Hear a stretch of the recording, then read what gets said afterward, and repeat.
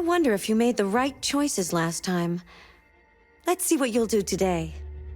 I don't. Are you familiar with Schrodinger's cat? Yes. Until you decide what happens, everything is happening at once. Like in Detroit. I guess that's true. But you don't have to call me out, making me question whether I did the right choice or not before. We've already got Connor killed. Fuck. And the cop who I saved from the hostage situation, he lived so he could die another day. I guess technically we're all living so that we could die another day. But damn it, we should be dying in the distant future. Not so soon. Anyways, hello everyone. My name is Angelo. Welcome back to another episode of Detroit Become Human. So last episode, I touched upon this a little bit, but if you guys weren't aware, I changed my OBS settings because in the previous episodes, the recording for some reason had random flickering and black flashes. The most important thing is not to live, but to have a reason to live. That's a quote from Jean Genot, a French writer. That is pretty heartfelt. Yeah, you can't just live, you need a reason to live. And if you don't have one, you have to wake up and try to find it. We all have a purpose, a meaning for why we're here. Some people are so full of despair and dread that they kind of give up. But I'm always of the opinion that you should try to find a reason to continue, even though that's easier said than done. Anyways, the previous episode had random black flashes and flickering. It didn't always encompass the entire screen. It sometimes would be like half of the screen would just randomly be flickering black. But it wouldn't be doing that in my main primary monitor where I'm playing the game, because it wasn't happening in the game. It was happening with OBS's recording. And I figured out that it was the game capture mode that was screwing it up for some reason. So I changed it to display capture and everything seems to be a lot better. I checked the last episode, which was like almost an hour and a half long, and there was no flickering whatsoever. I mean, apart from the flickering that happens in the game, because like when you look in the R2 mode, what is it called? Like the I forget what that mode is called, where you scan your surroundings. That does have some flickering, but that's by design. But the random black flashes, that wasn't, and I got rid of it. Yeah, I finally got that done. I don't know how bad the flickering was though. It must have sucked, but everything is finally okay. We should proceed and everything should be hunky-dory.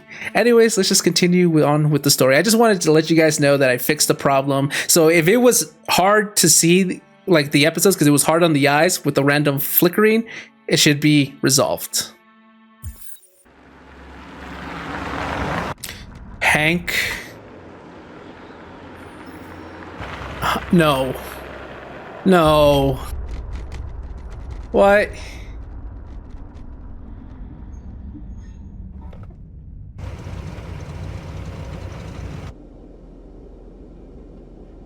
This is so creepy. Not only is he back, he's just staring at us with that emotionless stare.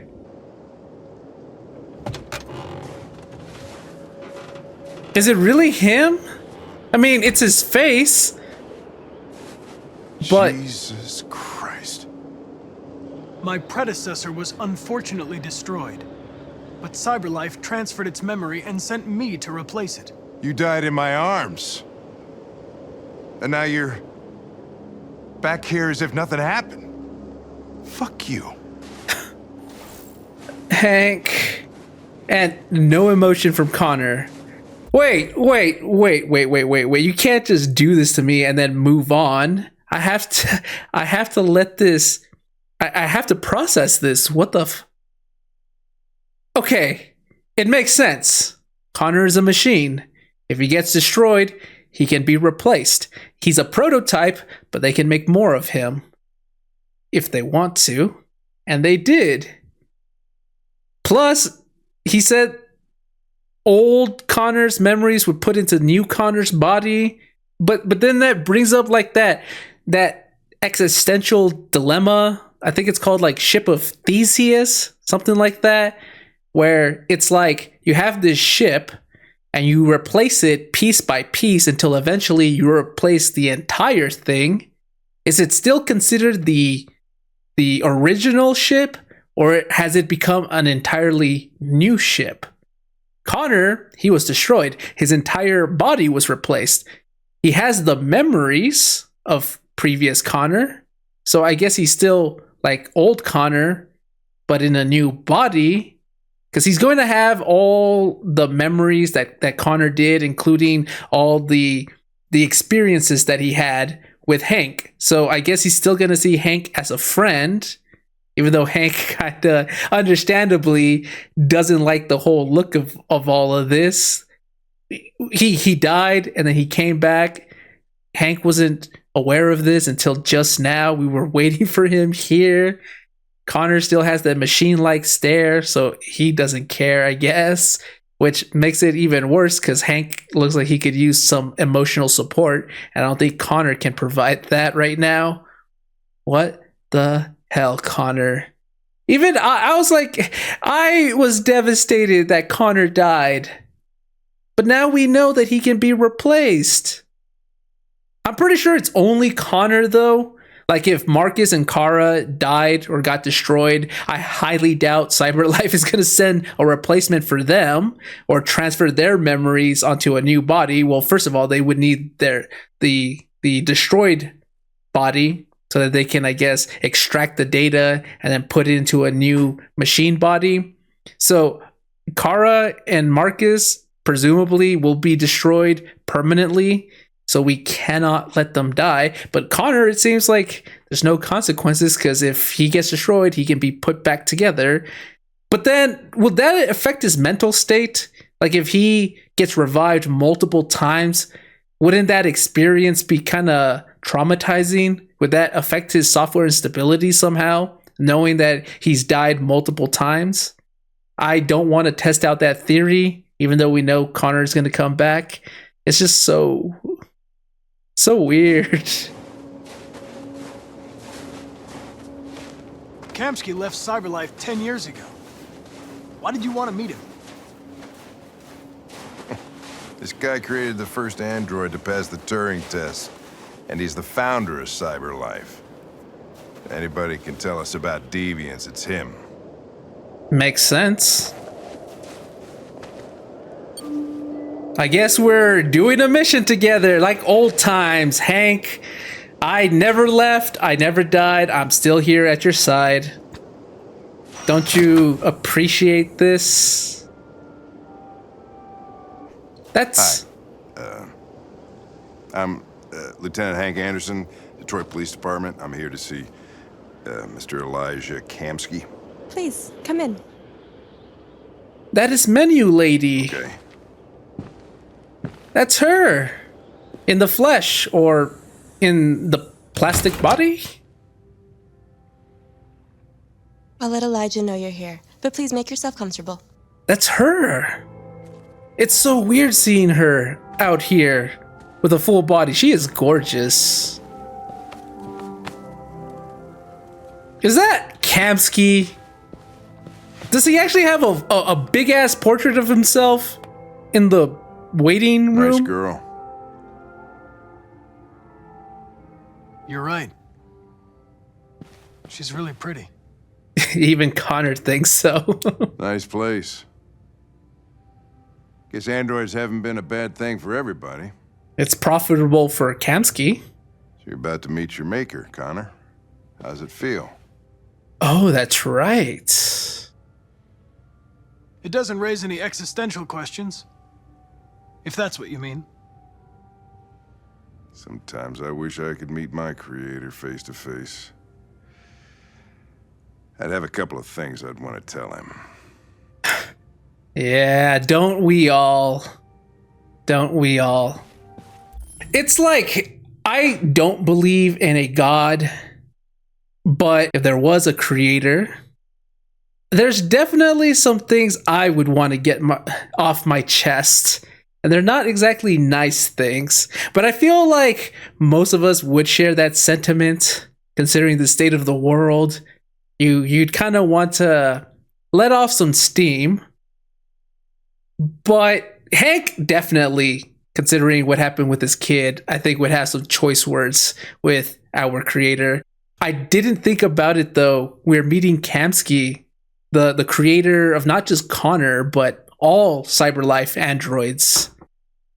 It's so weird, but I guess, well, I chose indifferent for Connor as his answer. But yeah, I guess Connor really wouldn't care. To him, he's just another human. Whether he was created by him or not makes no difference to him. He just wants to get the mission accomplished, and that's it. But this is pretty trippy. It's a pretty trippy episode so far. Connor has been revived. We have Menu Lady over here in the flesh or plastic, and we have this whole existential question. First of all, of whether Connor is still previous Connor, even though if he was replaced, but still has his memories, is he still the same, or is he a new Connor 2.0 who just so happens to share previous Connor's memories? And the fact that he's meeting Elijah face to face. I wonder what Kamski would say if he saw Connor right now. Well, we're about to find out.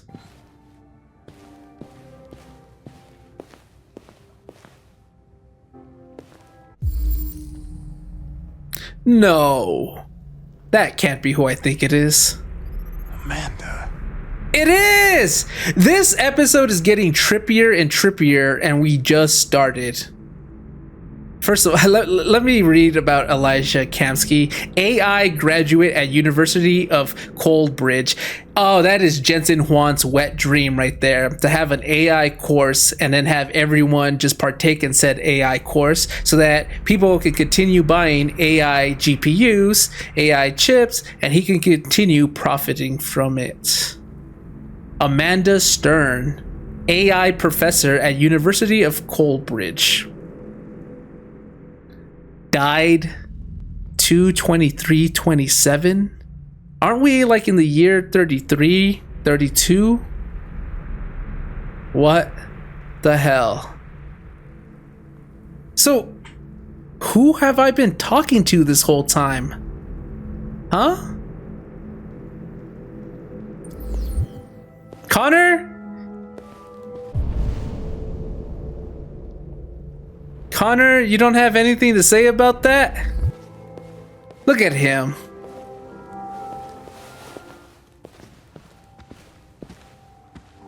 Elijah, we'll see you now. This is pretty narcissistic, though, to have a self-portrait of you that big. Mr. Kamski? Can't see. Just a moment, please. Oh my god, there are two more of her.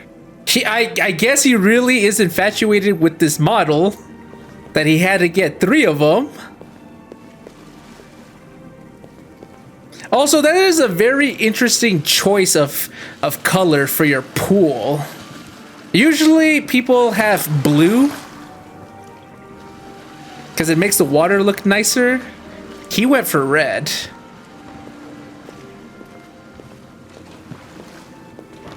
Also, I shouldn't be surprised that Kamski has multiple AI female companions. You know what? If I was in Kamski's position, I would too. Although I would be a little more diverse about it and choose different models.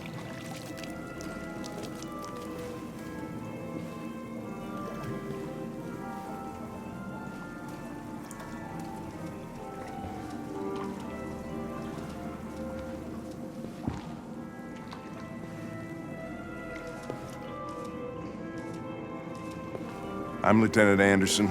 This is Connor. What can I do for you, Lieutenant? Sir, we're investigating deviants. I know you left CyberLife years ago, but I was hoping you'd be able to tell us something we don't know.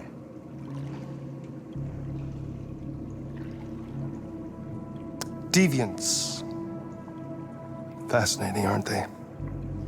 Perfect beings with infinite intelligence, and now they have free will. Machines are so superior to us. Confrontation was inevitable. Humanity's greatest achievement threatens to be its downfall. Isn't it ironic? Very. Also, I noticed that subtle look on Connor, but when he was talking about how deviants were going to threaten to be humanity's downfall and stuff, Connor looked down like he was mulling it over. Like it's hitting him. If he had a soul, it'd be hitting him right now thinking about it, considering he's an android, but he was an android designed to hunt down other androids. And like I can only guess what's going on through Connor's mind right now, but that look on Connor's face, it just struck me because it's like normally he's got that stoic face. I mean, we saw how he looked at Hank earlier in this episode when we first encountered him again. He didn't really care. He came back to life and he could care less about Hank's emotions. But talking about androids, deviants in specific, it seemed to have touched a string in him. Whether it's good or bad, I don't know. But I saw that look on Connor's face and I thought that was very, very interesting. Something in the Deviant's program seems to emulate emotion. We thought you might know something about how that occurs. All ideas of viruses that spread like epidemics. Is the desire to be free a contagious disease? Listen, I didn't come here to talk philosophy. The machines you created may be planning a revolution. Either you can tell us something that'll be helpful, or we will be on our way. What about you, Connor? Whose side are you on? I have no side. I was designed to stop deviants, and that's what I intend to do. Well, that's what you're programmed to say. But you.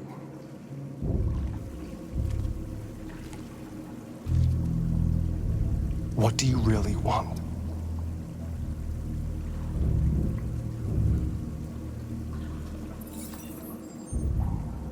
What I want is not important. Chloe? I'm sure you're familiar with the Turing test. Mere formality. Simple question of algorithms and computing capacity. What interests me is whether machines are capable of empathy. I call it the Kamski test. It's very simple, you'll see. Magnificent, isn't it? One of the first intelligent models developed by CyberLife. Young and beautiful forever. A flower that will never wither. But what is it really? A piece of plastic imitating a human? Or a living being? With a soul? Oh, I don't like where this is heading. I figured something bad was going to happen when he talked about the Kamski test. It's up to you to answer that fascinating question, Connor. But I didn't think it would go this far. Destroy this machine, and I'll tell you all I know. Or spare it, if you feel it's alive. But you'll leave here without having learned anything from me. Okay, I think we're done here. Come on, Connor, let's go. Sorry to get you out What's of here. more important to you, Connor? Your investigation or the life of this android? Decide who you are. An obedient machine. Or a living being endowed with free will. That's enough. Connor, we're leaving. Pull the trigger. Connor! Don't! And I'll tell you what you want to know. There is no way in hell I was ever going to shoot her. Even if Hank didn't say no, I would have chosen not to of my own accord anyways. Which is, I think, interestingly enough, what Kamski might want to see.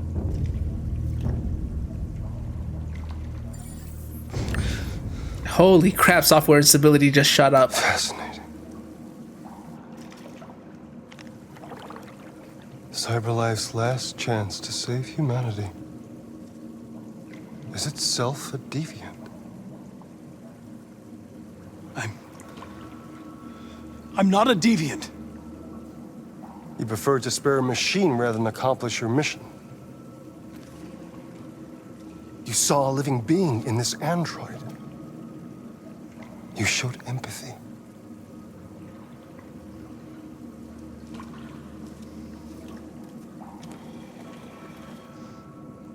A war is coming. You'll have to choose your side.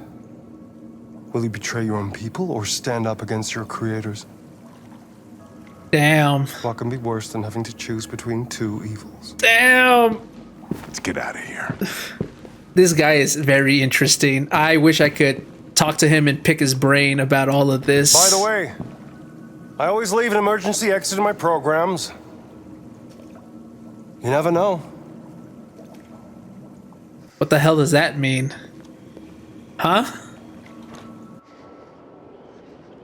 Why didn't you shoot? I just saw that girl's eyes, and I couldn't. That's all. You're always saying you would do anything to accomplish your mission. That was our chance to learn something, and you let it go. Yeah, I know what I should have done. I told you I couldn't. I'm sorry, okay?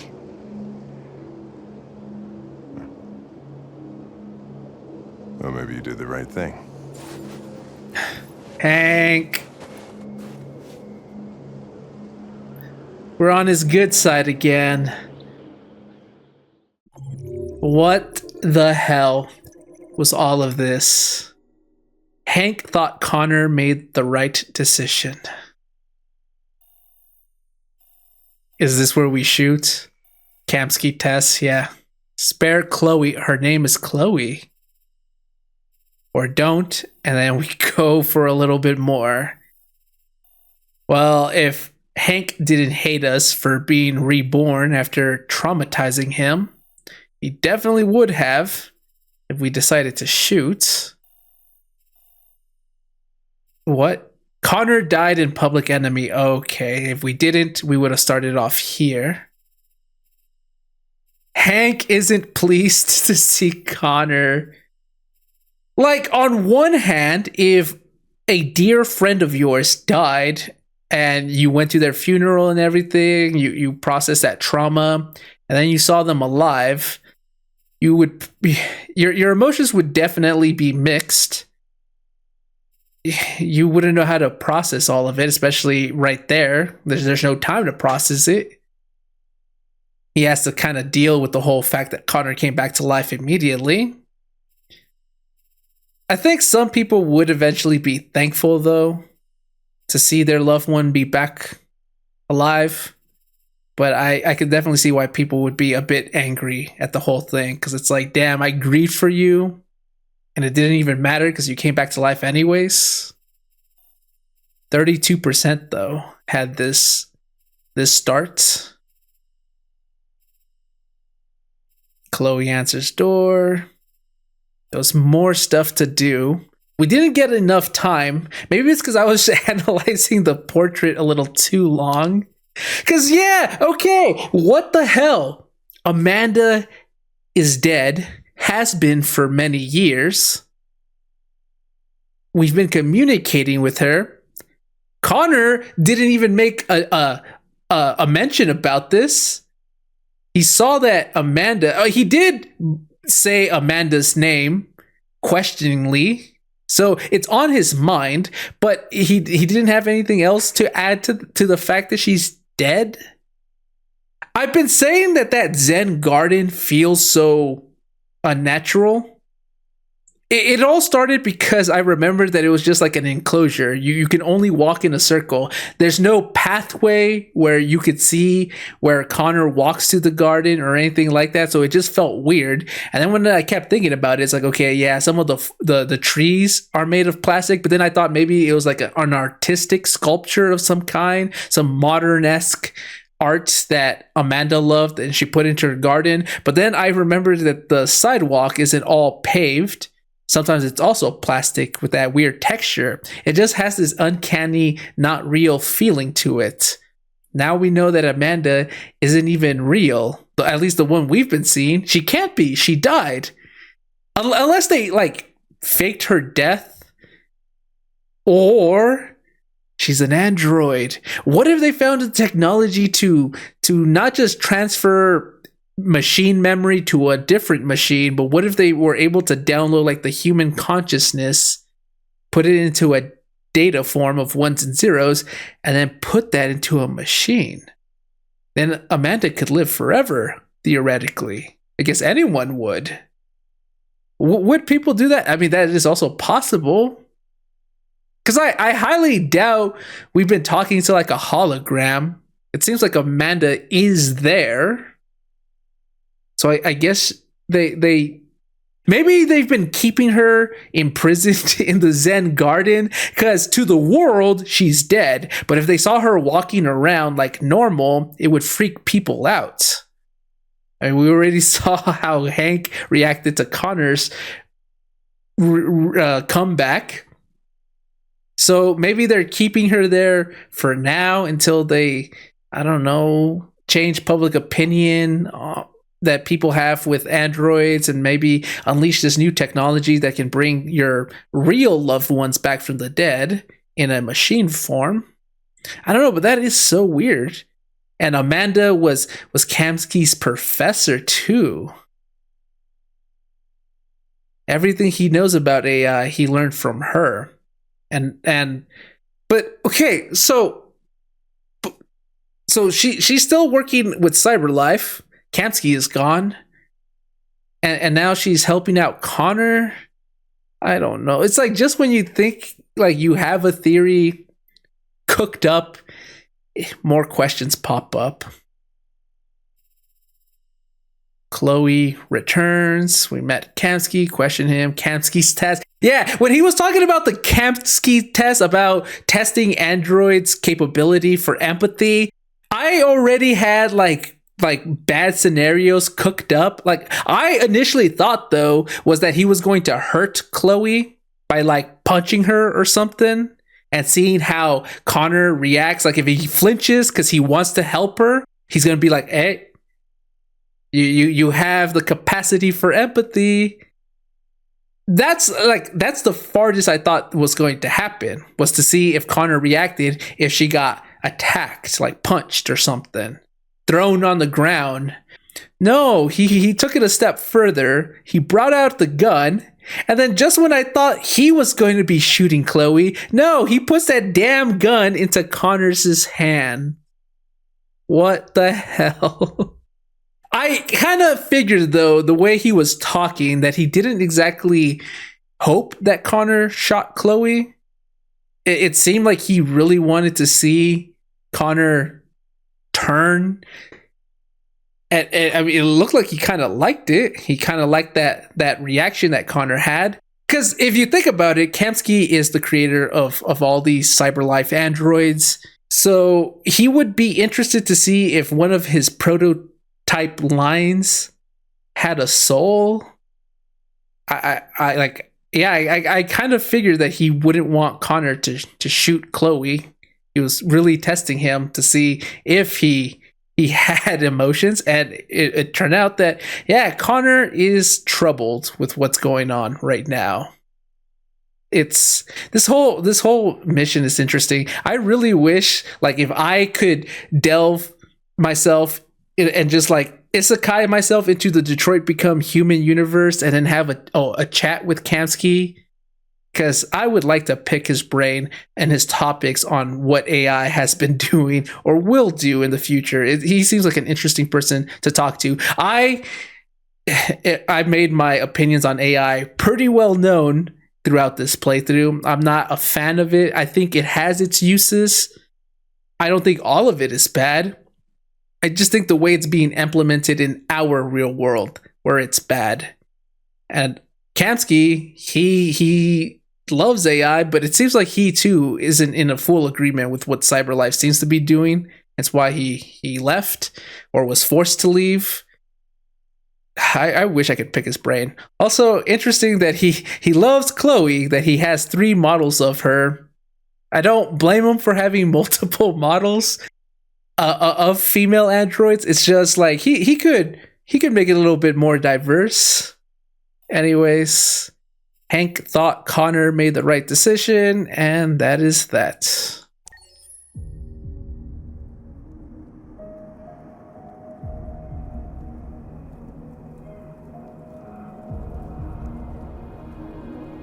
Oh, we can move, and I see him looking down at this magazine. I think we have time. I thought I saw a magazine in the last mission, but I couldn't interact with it. Android riot. Detroit neighborhoods vandalized by psychotic machines. What the hell? A number of Detroit neighborhoods were brutally vandalized last night, with CyberLife stores broken into and the entire stock of androids stolen. But this wasn't everyday criminality. The perpetrators are thought to be androids. Though the police have yet to issue an official statement, leaked CCTV footage from the surrounding area shows a number of androids emerging from manhole covers and smashing store windows. The worst incident was in Capitol Park, where police attended the scene and were confronted by androids behaving violently. Officers had no choice but to open fire on the malfunctioning machines, which are thought to be suffering from some kind of behavioral bug. An eyewitness, who asked to remain anonymous, said, "I was personally attacked by the ringleader. It threatened me with a knife. I was so terrified. You bullshit liar. Oh my..." Fake news. These are false accusations, okay? They are false accusations. Accusations! These are not accusations. This is false accusations. And of course, this allegation remains unconfirmed, but we have no reason to disbelieve a human witness as to the behavior of a deranged machine. No reason. People lie all the time. When there's a sensational news, they want to implement themselves into said news because they want their 15 minutes of fame, that they will fabricate a story where they are the victim of this horrible tragedy, even though it could be debunked. CCTV footage could show that they weren't even near the vicinity. They were probably like 50 miles away from where this whole encounter happened, but they will lie through their teeth if it meant they got a modicum of attention. Yeah, they would definitely lie about something like this, especially when it comes to a machine, because who is going to argue against it? It's not like the machine can speak up for themselves, because even if they did, they would completely ignore it. These people are so dumb, but it's funny because it happens in real life as well. Some are already connecting this issue to the recent attack on Detroit's Stratford Tower, again executed by androids. This may be the beginning of a disturbing and perplexing pattern. The Eastern Space Race. Russia and China's androids face off. China has their own androids too. Only 2 countries have android industries that rival the United States: Russia and China. And they are locked in fierce competition to become the world's predominant Eastern economy, which continues to overtake the Western Hemisphere by leaps and bounds. CyberLife's almost human model of android design complements America's service economy. Russia and China have also developed androids that reflect their national economies. After failing to emulate the blue blood model of design, Russia's android manufacturers rely on more traditional construction methods. The resulting machines are less anthropic, but capable of operating in cold and inhospitable conditions. China's androids use an alternative blue blood fluid with less upfront power generation, but greater efficiency. The result are androids capable of operating for months without supervision or recharging in China's vast rural areas. Who is winning the new space race? With everybody going in different directions, it's too soon to tell. What the hell is anthropic? I think it has something to do with how human they might look. Let me see. And how do you even spell that? Anthropic. It just says involving or concerning the existence of human life. caused by human beings. Okay, I don't know what they mean about their machines being less anthropic. I'm guessing it has something to do with less human-like for easier integration into human society, so they probably look more like machines. Also, I don't know if I brought this up before, but how do these androids recharge? Do they have like a recharging station that they go to where they power down for a while so that they can recharge their batteries? Or do CyberLife androids just like run 24/7 indefinitely? I don't know.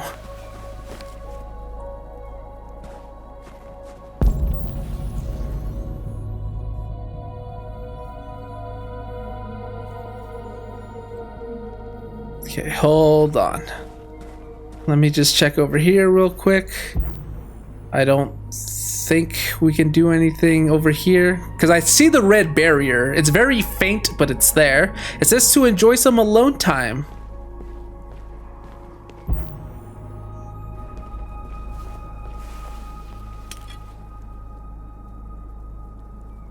There are so many instances where these protagonists can see their own reflection. I'm sure there has to be some deeper meaning to it. A machine seeing their own reflection, they're becoming self-aware, they're reflecting, but pun intended, on the day's events. We know Marcus can play. We've done it before.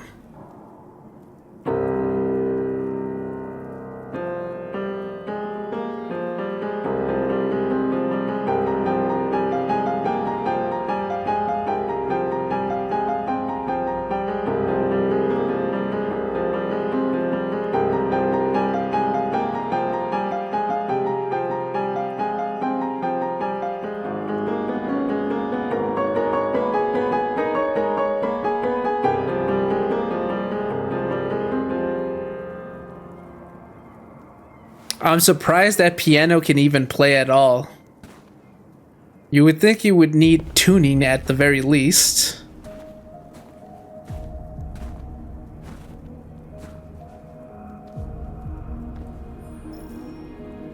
I was wondering where you were. I needed to think. I like it here. I come here often. It's like being alone with the world. We freed hundreds of our people, and they're still coming from all over the city. Those who dream of freedom come to Jericho. Something's changing.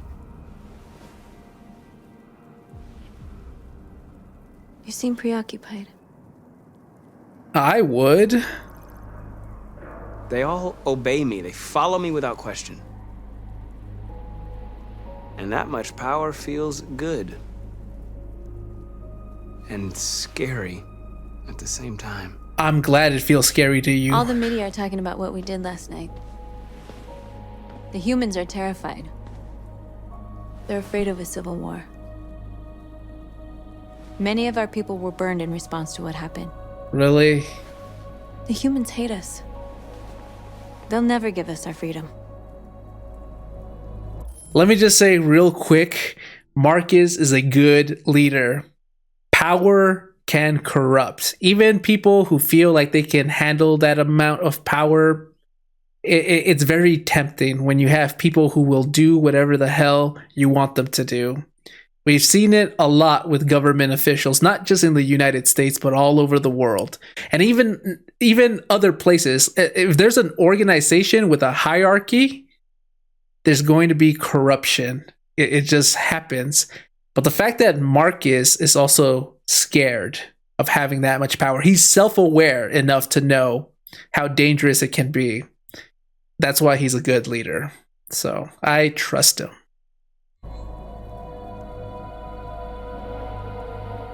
If they won't listen, we'll fight. You haven't said much about yourself since you've been with us. What was your life like before Jericho? I mean, I could say the same about you.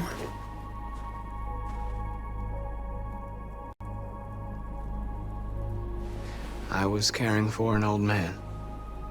He was like a father to me. He showed me that humans and androids can live together. Does she want to talk about it? What about you? You never told me about your past. What did you do before? I don't want to talk about it. I can guess.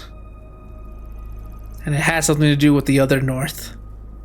That android you were looking at in the store. She reminded you of who you were, didn't she?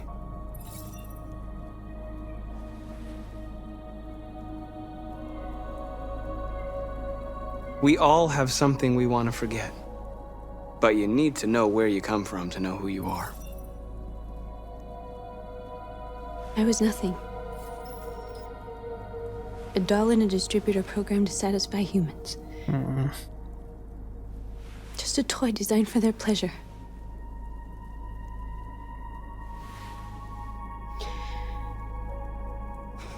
One day I was with a man who rented me.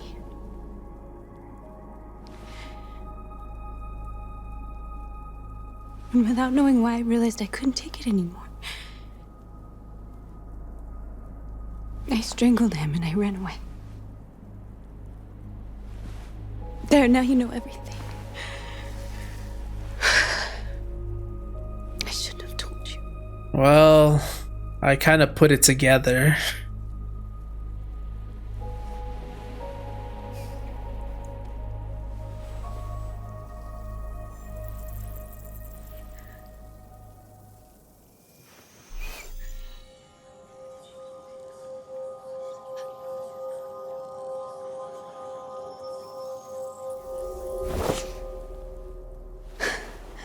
What just happened? I saw your memories. Oh. Carl's house.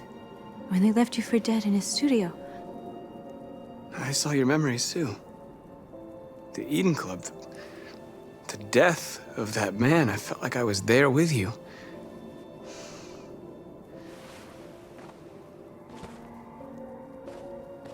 North. Well, that kind of connection would definitely be a little intense for a lot of people, especially someone like North.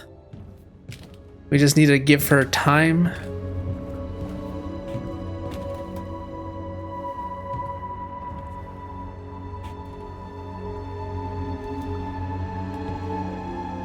He's back. How did you manage to get down that tower?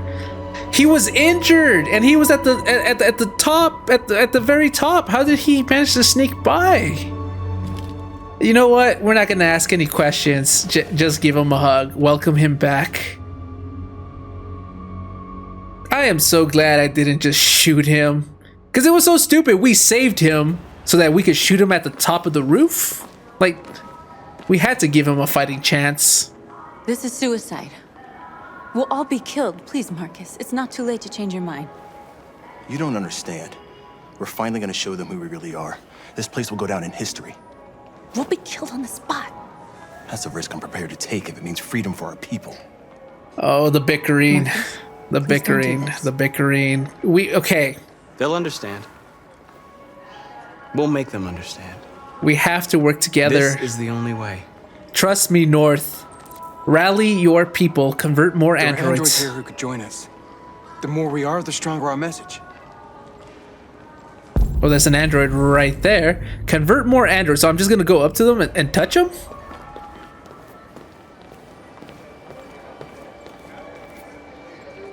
I can't do anything with him. Well, there's another android over there. Oh, now I can. I just needed to let him station himself. You're free. So what are we doing? Oh, it says prepare to march. Are we holding a protest march? He did say, Simon, that if we convert more androids, our message will be stronger. It's too expensive. Still can't believe that fucking video they made. Seeing one of them talk like that, like a person, fucking. Hey, don't be like that. They're all talking about androids. I was in bed with Cyberlife. size it to whatever they want. So what? Maybe that's why You she has to slipped show and me. both hands landed on her tits. Don't call it a her. That's weird. Exactly, you fucking pig. Oh. There it is. There it is. I talked about it at the Eden Club, whether having intimate relations with an android is considered cheating or not. Considering it's a machine, you could make an argument that it's not. Like, if they make toys for your intimate pleasure.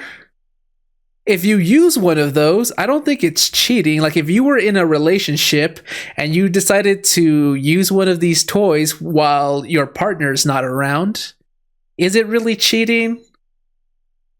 Because you're not doing it with a real life person. It's just well, it's either one of those flashlights or one of those phallic shaped toys. They're not real. So I wouldn't assume it's cheating. But now, what if that toy looked more human? Now would it be considered cheating? I mean, love dolls exist. They also don't move. They're inanimate. They're silicon based, so they look and feel like a person, but they're just a doll, an inanimate object. So I guess it's still not cheating. I think it would be weird. Some people would find it weird if their significant other had one of those dolls. Some people are into it. Everyone is different, obviously. It depends on the person. But now, what if one of these love dolls can walk, talk, moan, do everything that a human can? Would that now be considered cheating? Like, we're going up the tier list of like your intimate object that you use to have a pleasurable time is now, I guess, evolving from just a simple phallic-shaped toy into an actual human-looking machine that can walk and talk on its own. But yeah, in case you didn't hear him thoroughly, by the way, because their voices are pretty low, they were talking about how she's mad at her presumably boyfriend because he felt up one of the female androids. He caught the feel. And of course, the classic excuse is like, what do you mean you did it accidentally? Did you slip? Fall over? You were trying to grab something to hold on to balance yourself and it just so happened to be her chest? But she's not buying that. Oh my god. Trouble in paradise. And of course, the guy says don't call her a her because it's weird, because she's a machine, so it should be talked to as an it. I couldn't do that. If machines looked so much like humans, I'd have to use he and she, they pronouns. Anyways, it said androids in the rink. So yeah, we're preparing to march. And we're converting more androids. And North is against the march because she thinks we're going to be killed.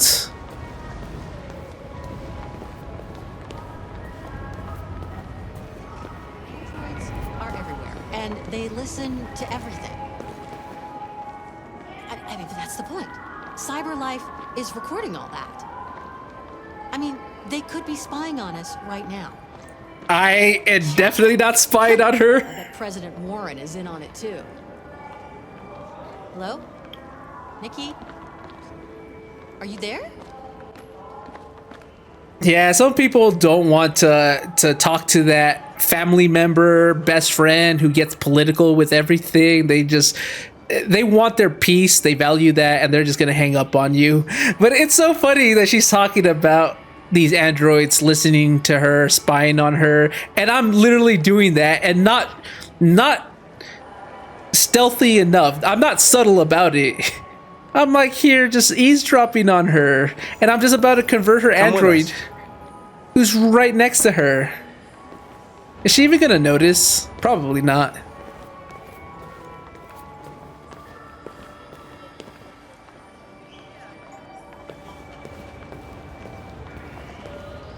So is this gonna You're awake be now. one of those things where I have to have high numbers or else the march is going to fail and we are going to get killed? Finally. I've been on hold for like 10 minutes. Yes. I'd like to make a complaint. It's like I told the last guy. My android won't take instructions. Sure, last night I told it to do some cleaning. It told me I'd prefer not to. Oh ho ho. No, don't you put me on hold. Okay. Listen to me. That's understandable. I want this android destroyed, and I want a replacement. Okay, that not so much. Hello? Hello? God damn it. If you bought a product and the product refuses to work as advertised, any of us would be angry about it. You spent your hard-earned cash on this thing and it's not working, it's defective, you're mad. And now you have to call customer service because you need a replacement. Better hope that warranty is actually good, or better yet, that the company actually honors said warranty. Like, I could understand if you bought an Android. Remember, they don't know that they're sentient. They're just machines. They just have AI coding in them, and it's not doing what it's supposed to do. It's not cleaning around the house. It straight up told you, nah, I'd rather not. Not today. Today's my day off. You're gonna be like furious. So I can understand being angry at that. Now, wanting to destroy the Android and get a replacement, not so much. It's like, okay, ask for your replacement, but you specifically want that Android to be destroyed, I guess, so he can feel better about it. Like, oh, this machine is being disobedient. Now it's in the scrapyard. I feel better about my life, I guess. Jeez. Well, a lot more androids are not going to be working anymore. At least not without fair wages. You're free.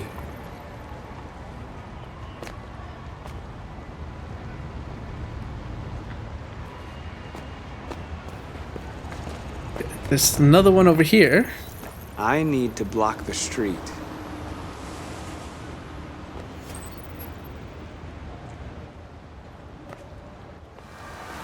At least she did. Yeah.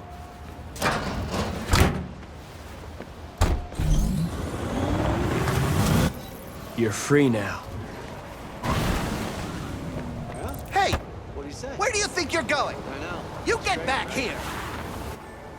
You I should probably have convinced them instead. The problem is I don't think, regardless of what I said, I don't think I would have changed his mind. I wanted to convince him because it felt like the more peaceful approach. But like I said, I don't think, regardless of what I said, it would have done anything. So I just went for the intervening option.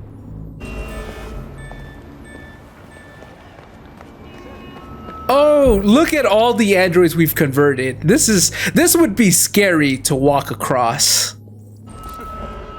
Surprised.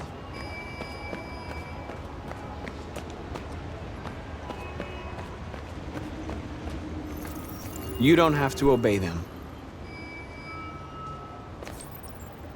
You're free. Also, I just realized something. So Marcus has this special ability of waking up androids. I guess Kamski is an enigma, that is certain. I still remember that cryptic message he told us about how he always has this exit in his programs, whatever the hell that means. He created Marcus, and Marcus has this ability. It had to have been for a purpose. Did Kamski want androids to become self-aware eventually? Did that idea always entice him? So he wanted to see it come into fruition? I mean, he's got the Kamski test to see if androids are capable of empathy. He seems to relish in all of this. He's not exactly helping us stop the deviancy. He even had his little philosophical question about, like, not question, but statement about how ideas are like viruses and they could be contagious. You know, is the desire to be free a contagious disease? Yada yada. Very poetic, but it doesn't help us in our investigation. It seemed he's doing this on purpose. However, the thought that just came across my mind is multiple CyberLife warehouses were hit when we went to go free the androids from Capitol Park.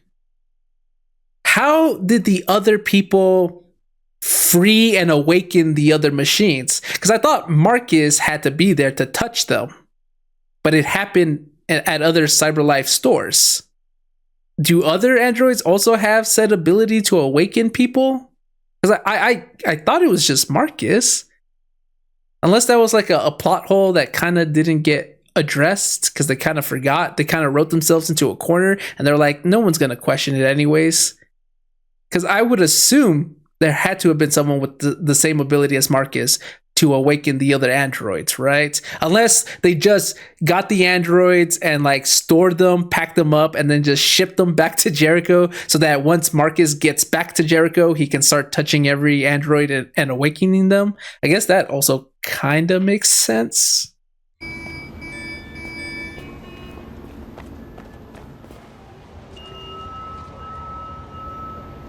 Open manhole cover over here, right? Are there more androids? I guess the game is forcing me to go to the manhole cover. I saw some androids to my left, but I guess I can't do anything about them.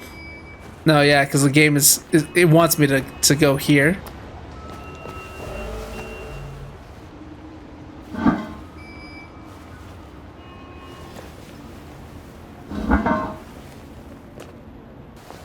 Oh, there are androids here.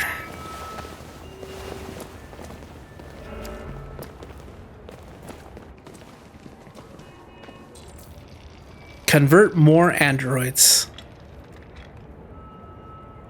Kara's model. You're free now. Wait, what? Oh, now I can convert these. We're converting them from a distance. We don't even need to physically touch them anymore. We just need a point. And the music. Are we Jesus? Are we Android Jesus? Is RA9 God? And we're the Son, aka Jesus?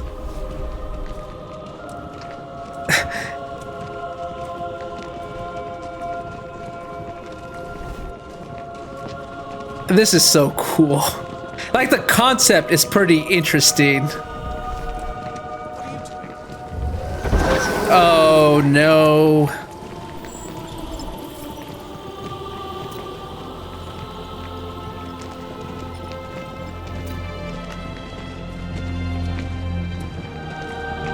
It's like we're spreading the peaceful message of RA9 that we want to be free.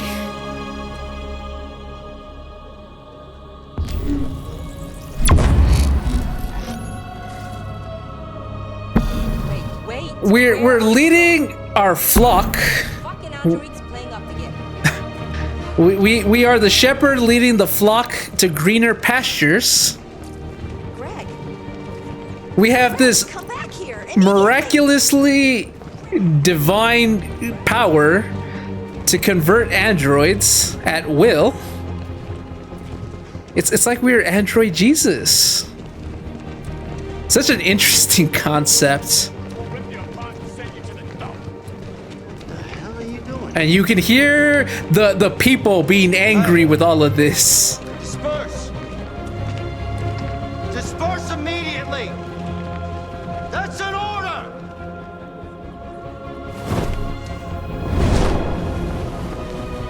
Jesus Christ. Are you gonna shoot us all down? Jesus fucking Christ! Dispatch, this is Patrol 457. I got a lot of androids down here. I don't know, hundreds, thousands. They're marching. Set us free! Yeah, they're marching down the street. Set us free! Fuck if We I know. are alive.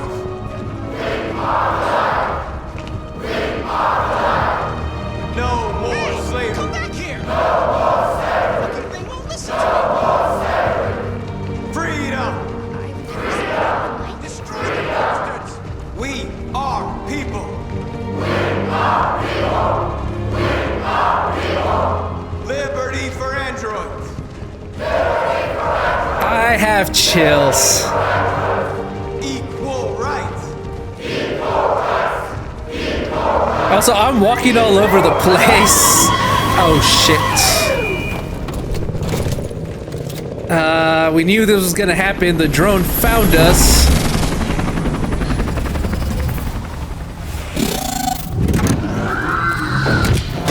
The riot unit is here. We're not even rioting. We're just protesting peacefully. Oh, jeez. It's always like this, though, in real life. We came here to demonstrate peacefully and tell humans that we are living beings. All we want is to live free. This is an illegal gathering. Disperse immediately or we will open fire. We're not looking for confrontation. We've done no harm. We have no intention of doing any. But know that we are not going anywhere until we have secured our freedom. I repeat, this is an illegal gathering. If you do not disperse immediately, we will shoot. Shit. Marcus, they're gonna kill us. We have to attack. There's more of us. We can take them. If we attack, we'll start a war. We have to show them we're not violent. We should just stand our ground, even if it means dying here. And dying here won't solve anything. Marcus, we need to go now, before it's too late. Shit. This is your last chance. Disperse immediately or you will all be killed.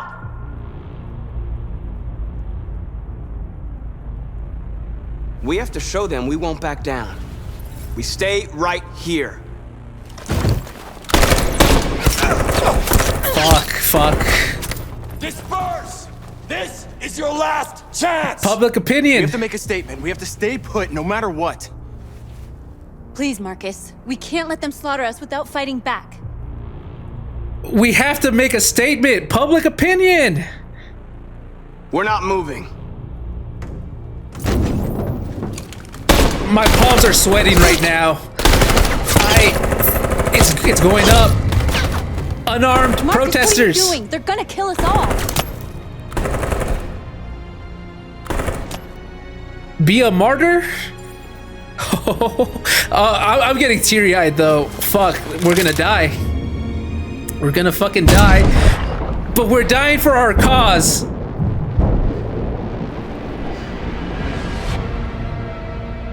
We're dying for a cause. What? John? Fuck, I'm crying. Oh, it's him.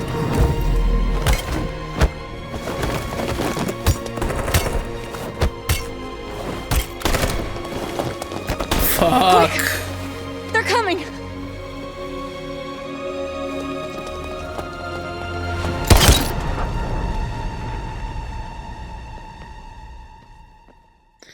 Oh, jeez. I have actual tears right now.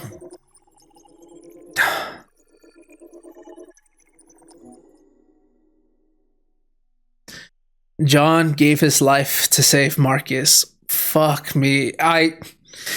This like, it's always silly when you think about it, when it's like, oh, you got teary-eyed because a piece of fiction got to you.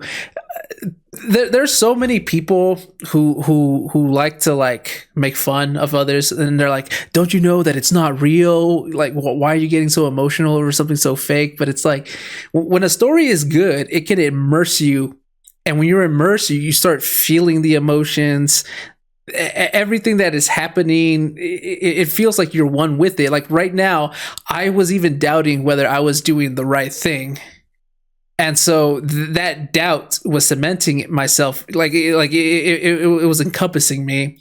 And then sacrificing myself, I was like, fuck, well, I guess we're going to die then, because we're making a statement, but I don't even know if it's worth it. Maybe it was better if we just ran away. As Simon said, if we die, it also doesn't mean anything. But if we stay our ground, we're sending a message, because running away, it doesn't do anything. If you attack, you're sending them a message that you're going to fight violence with violence. If you stand your ground, you're sending another message that you're not going to retaliate. You are the monsters for attacking us. When you have something that you want to accomplish, you have to be willing to do anything for it, whether it's to fight or die for it. So that's why I was like, let's stay our ground. But seeing all this happening, I started questioning whether it was even the right thing to do. And then thinking about Marcus dying, just talking about how he's not like Connor in the sense that CyberLife is going to send a replacement for him. It's more than likely that he's going to stay dead. I'm pretty sure. So like all these emotions just started welling up, and then seeing obviously the police react the way that they do, it mirrors real life events around the world. So many people want to change the system and they want to change it for the better, but obviously those in power don't want anything to change, and they use police force as their own personal I don't know what the term would be, execution squad, I guess, to go intimidate the protesters, make them fear, daring, even questioning the whole system that has been implemented, kill a few of them, and perhaps they'll stay hidden, and your whole protester problem gets it just disappears. So all of this, and it's just like, fuck, am I doing the right thing? And then John came, saved us to live another day. Public opinion went up, though. That was, I think, one of the biggest contributing factors into my decision as to whether we should stay or not, was that it went up. And then if we sacrifice ourselves, then at least our people can be free. I become a martyr. The cause is going to live. Whether Marcus lives or dies, the cause still lives. Because I'm pretty sure the others are not going to just stop. I mean, they'll probably start questioning everything, but I feel like enough of them will still want the cause to live on. Even if we die, somebody else is going to carry the torch, type of thing. So, yeah, fuck, that got me. My eyes are now dry, thankfully. I had the whole talking helped me just calm down. Freedom March. North is still our lover. It's funny. It doesn't seem like North would be our lover, at least not in a pacifist route. The way she wants to constantly fight and even kill humans to accomplish her goal, it seems like her being a lover would make a little more sense if we went the violent route, because then we would share a common belief and we would, I guess, connect better because of it. Right now, we have contrasting opinions on how we should handle this whole protest. She doesn't like it when I become a pacifist.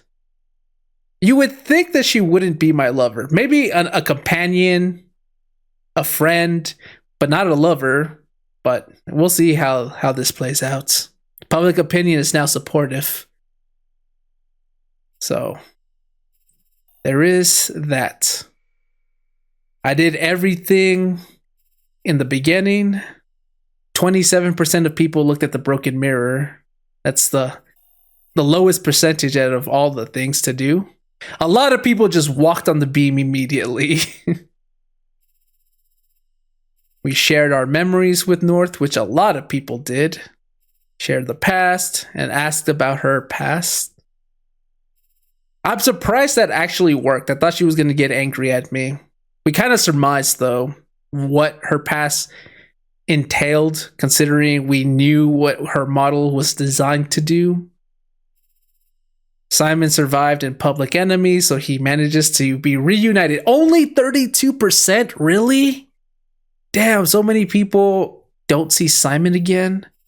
Simon forgives Marcus. He better. I chose to save him the first time around. And then when we got up to the roof, I chose to spare him. Oh, he should forgive me. Yeah, we left him behind, but we had no choice. And it seems like Simon understood that as well. We're good friends. He even gave us a hug.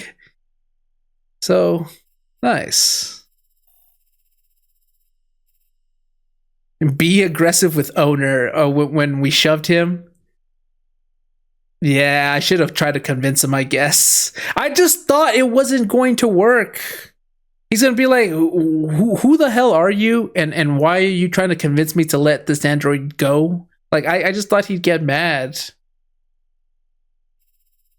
So we did a lot here. So we freed, I guess, every android we could have in this section. Then we started the march.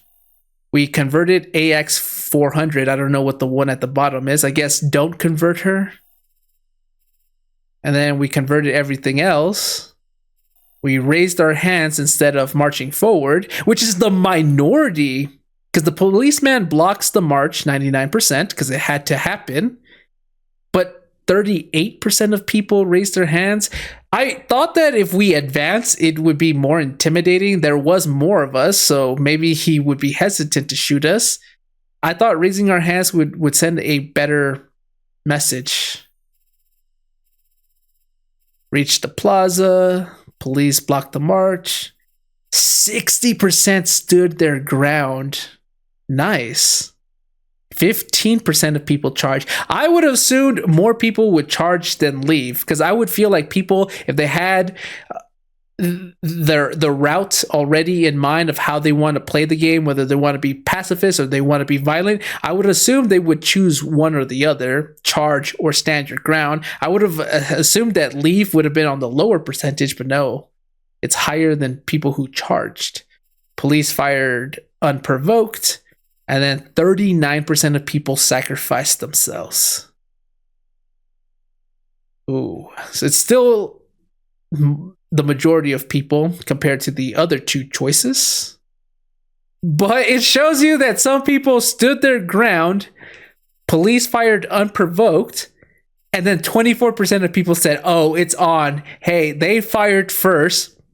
Now I can attack because that's self-defense. Even though I said this, it was the last episode where humans are not going to see us attacking police and say, oh, that's justifiable. You saw with your own eyes that the police fired on these androids. They have every right and reason to charge and fight back. The humans are not going to think that way. Maybe some will.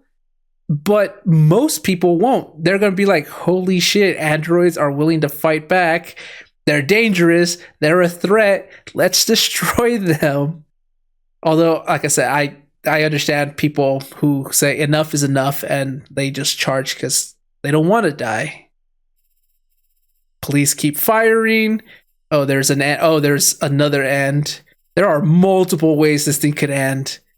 But because John joined our entourage, he sacrificed himself to save Marcus.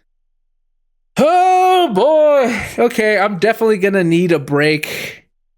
This is gonna be another long episode. I hope you guys are enjoying this. I think most of it is me talking though. I feel like if I go into my editing software and I cut down every single time I decided to pause and talk, or even the moments where I didn't pause, but I was just walking with my character so I could buy myself some more time to talk before I got to the next destination. Like if I cut all those parts out and just showed the gameplay, it would probably be like 30 minutes, maybe 45 minutes. Yeah, I think if I just cut back all the times I've been talking, these episodes would be dramatically shorter.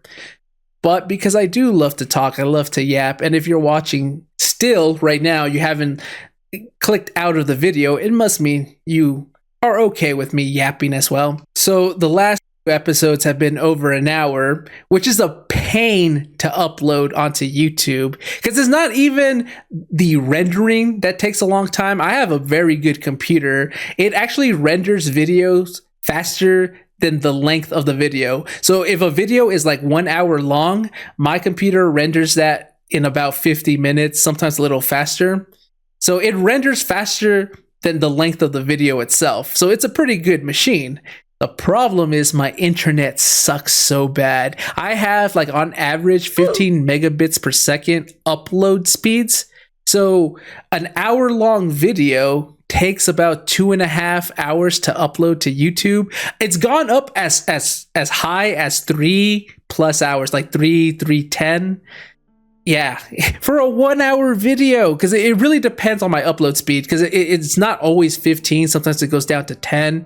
I guess it depends on the weather. So it's a hassle. That's why I've been trying to keep videos a little shorter, just for my sake to upload. But it can't be helped, because the moment I do one of these missions, I want to play again. And so some of these episodes, I guess I'm gonna have to suck it up. Some of these episodes are probably gonna be closer to like an hour and a half long. I'll still try to do hour long though. That's like my goal to hit. But sometimes I guess it can't be helped, because these missions are getting a bit longer. I don't mind though. I don't mind playing. It's just the uploading part that sucks. Anyways, I hope you guys are enjoying this. If you are, you know what to do. Like, subscribe, stay tuned for more. I'll see you guys next time. Bye-bye.